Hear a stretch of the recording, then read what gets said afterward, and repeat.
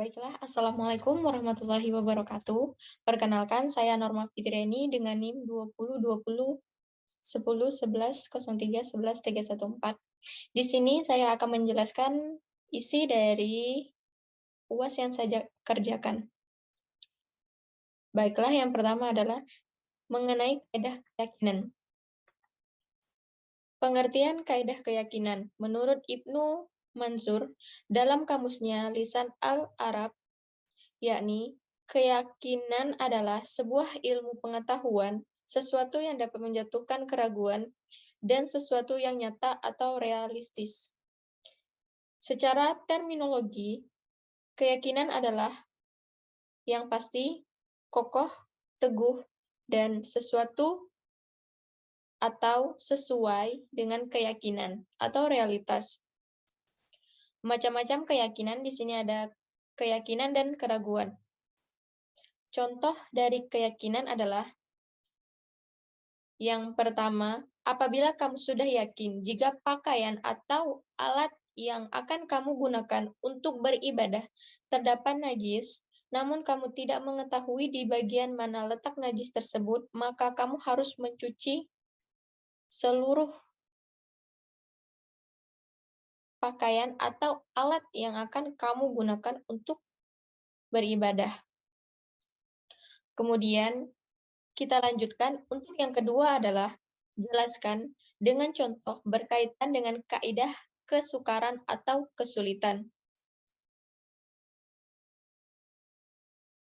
Baiklah, untuk contoh yang pertama, orang yang sakit boleh tidak berpuasa, kemudian sebagai gantinya diganti di hari lain sesudah Idul Fitri.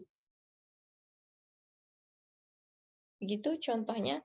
Itu merupakan contoh kaidah atau kesulitan yang berpengaruh ke kebaikan. Kemudian, kita lanjutkan untuk yang ketiga adalah penerapan mengenai konsep kaidah adat atau kebiasaan dan macam-macamnya, serta berikan contoh. Mungkin yang pertama adalah penerapan konsep kaidah adat dan kebiasaan. Yang dimaksud kaidah adat adalah bahwa di suatu keadaan, adat bisa dijadikan pijakan untuk menentukan hukum ketika tidak ada dalil atau syariat yang mengaturnya. Macam-macam atau mungkin contoh dari adat atau kebiasaan.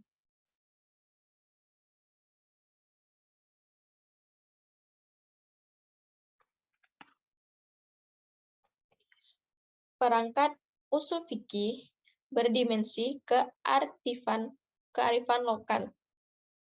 Perangkat usul fikih yang berdimensi kearifan lokal.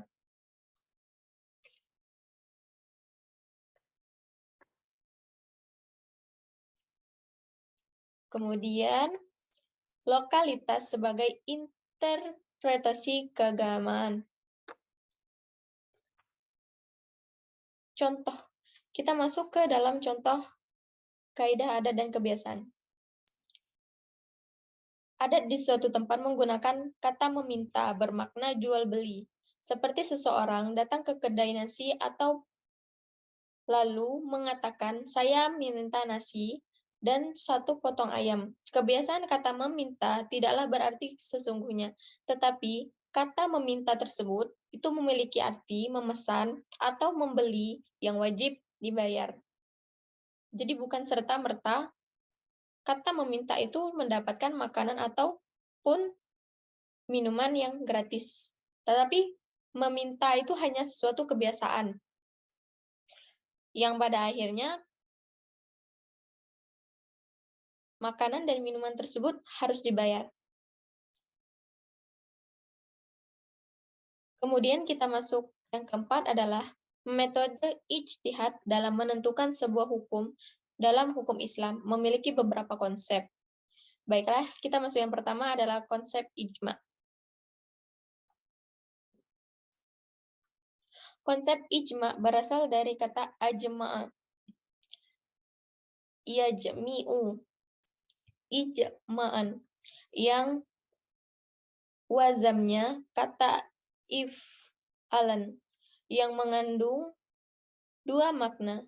Pertama, makna ketetapan hari terdapat sesuatu.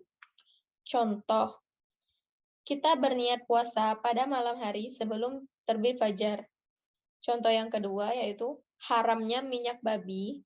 Contoh yang ketiga yaitu menjadikan as-sunnah sebagai sumber hukum. Kemudian kita masuk ke dalam pendapat ahli Imam Al-Ghazali tentang ijma. Ijma adalah merupakan sebuah kesepakatan dari umat Nabi Muhammad SAW mengenai suatu perkara atau persoalan yang berhubungan dengan persoalan agama. Kemudian kita masuk yang kedua adalah konsep kias. Kias secara bahasa merupakan tindakan mengukur sesuatu atau sesuatu lainnya dan kemudian disamakan secara istilah. Kias adalah menetapkan hukum terhadap sesuatu perbuatan yang belum ada ketentuannya dan didasarkan pada sesuatu yang sudah ada ketentuannya. Contohnya, yang pertama, penentuan halal haramnya narkotika. Yang kedua adalah transaksi sewa-menyewa saat azan sholat Jumat. Yang ketiga adalah penerima wasiat yang membunuh pewasiat terhalang mendapat wasiat. Kemudian yang ketiga adalah istihsan. Istihsan merupakan pendapat tentang sebuah kebaikan. KBBI menjelaskan pengertian istihsan adalah pendapat yang berpegang pada kebaikan sesuatu bagi umat manusia, sehingga apa yang dipandang baik boleh dikerjakan atau dipedomani. Istihsan adalah upaya untuk menetapkan hukum. Contohnya, yang pertama adalah berdasarkan kias zahir, yaitu hak pengairan, tanah pertanian, dan hak lalu lintas di dalam harta wakaf apabila tidak disebut dengan tegas pada waktu mewakafkannya. Contoh yang kedua adalah kasus pencurian pada musim atau masa kelaparan. Berdasarkan nas yang umum telah disebutkan dalam surat Al-Maidah ayat 38 yang artinya, pencuri laki-laki dan pencuri perempuan hendaklah dipotong tangannya. Contoh yang ketiga, orang yang dititipi barang harus bertanggung jawab atas barang yang dititipkan kepadanya. Apabila yang menitipkan meninggal dunia, maka orang yang dititipkan barang tersebut harus mengganti barang tadi, jika melalaikan dalam pemeliharaannya. Kita masuk yang konsep yang keempat, yaitu istihab. Istishab secara etimologi berasal dari kata istashhaba dalam sikhat istifal yang artinya mencari persahatan, menganggap bersahabat, mencari teman. Suhah dimaknai dengan membandingkan sesuatu kemudian mendekatkannya.